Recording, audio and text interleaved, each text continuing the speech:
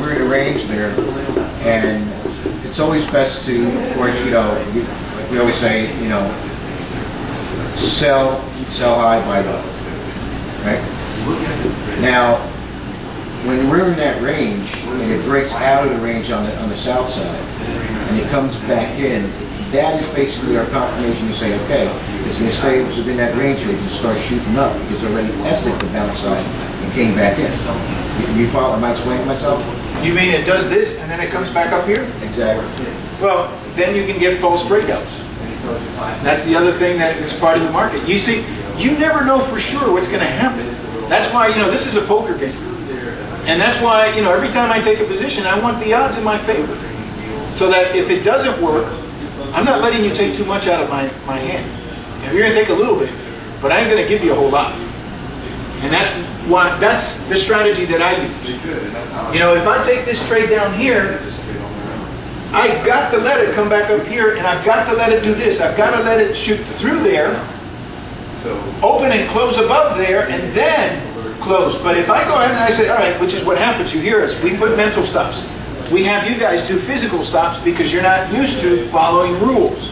But what happens a lot is that's why breakouts occur. They'll come up here, they'll break through that. Let's say you have a stop up here at 71, okay?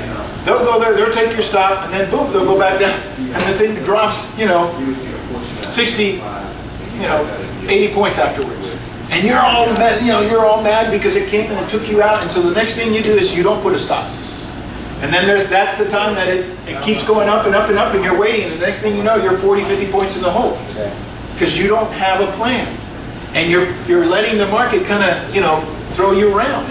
And so that's why we've got to say, a lot of times I will not have, but I've done this long enough where I know I don't have a physical stop, but my mental stop is a sure thing. If this thing breaks, okay, and I'm looking at my 5-minute chart, and this is the key that I look at, and we break above this level here, and you guys notice candles. I don't talk a lot about candles. I don't focus on candles, except if I'm looking at a 5-minute candle, and let's say this is, let me draw this big here. You guys can see it down here. All right, and we get a candle that does this, okay?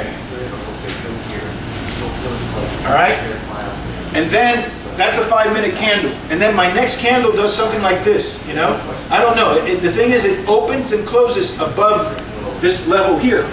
I've already allowed it to test that range. It opened and closed. For all intents and purposes, this thing is going to keep going. Sometimes it may open and close, and then it might just come back down again. But for my taste, I've already allowed it to test. It opened and closed. I feel that if it opened and closed above that range, it has still momentum to keep going, and I'm going to close the position. I'm going to get out. I'll tell you what, I have a problem.